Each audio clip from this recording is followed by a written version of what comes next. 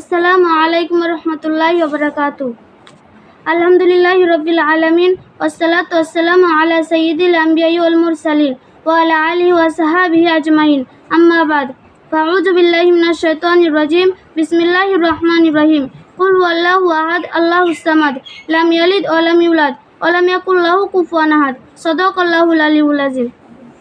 My brothers and sisters, today I would like to shed light about oneness of Allah. I mean Tawhid, so pray to God that may Allah give us tawfiq to speak right and follow the teaching of Islam in every sphere of life. Amen.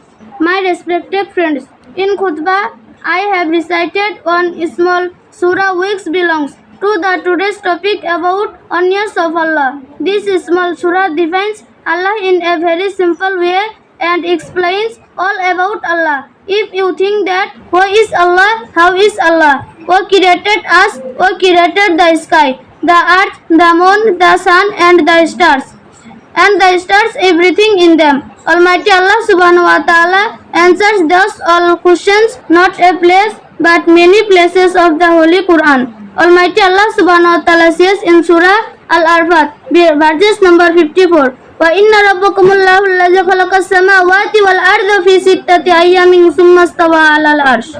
Indeed, your Lord Allah who created the heavens and the earth in 6 days and then rose over the throne. My dear fellows, Tawhid is the most important Islamic belief. It implies that there is no God except Allah and Muhammad sallallahu alaihi wasallam is the messenger of Allah. It tells us Allah is alone and there is no one worthy of worship besides Allah, nor he has any partner. As Almighty Allah subhanahu wa ta'ala says in Surah Al-Ikhlas, chapter number 112, verses number 1 to 4. Qul wallahu ahad, say he is Allah, the one and only. It means that Allah is alone. He has no any partner. He has not like partner. He does not permit us to associate a partner with Allah subhanahu wa ta'ala. Ayat Allah says in verses number 2. Allahus samad, Allah the eternal and self-sufficient master. It means that he does not need which we need food, water, air and many things to life. But Allah does not need anything because he has created everything in this world. He has created the sky, the earth, the sun, the moon and the stars. He has created big oceans and lofty mountains. He has created the trees and plants. He has created the colorful flowers and different kinds of fruits. He has created me and you. He has created all human beings. He is our creator and we are his creations. He is our Lord and sustainer and we are his slave. He is powerful and we are powerless. He is helpful and we are helpless. He knows everything and we don't know anything. He knows that we hate, he hurts and that yes. He gives that we ask because he has power of everything, he can do everything.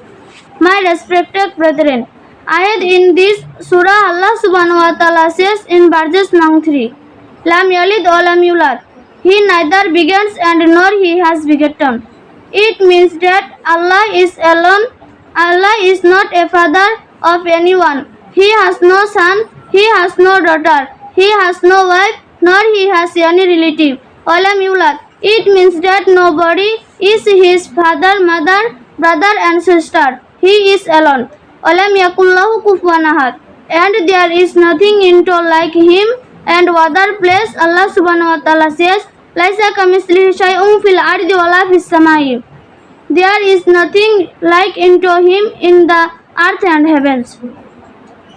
My respected friends, monotheism, I mean Tawhid, is that one can believe in Allah alone with such a strong faith that there is no God but Allah and Muhammad sallallahu alaihi wasallam is the messenger of Allah. Monotheism is an important part of faith about which our Prophet Muhammad sallallahu alaihi wasallam always focused as well as the Holy Quran is full with connection of monotheism. There are many verses of the Holy Quran about monotheism such as Almighty Allah subhanahu wa ta'ala says in Al-Baqarah, chapter number 2, verses number 255.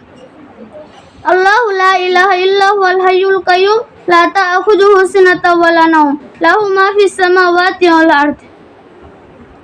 Allah, there is no God but He, the living, the self-sufficing, eternal. No slumber can sight Him nor sleep. Thus all things that are in the heavens and on the earth are for Him.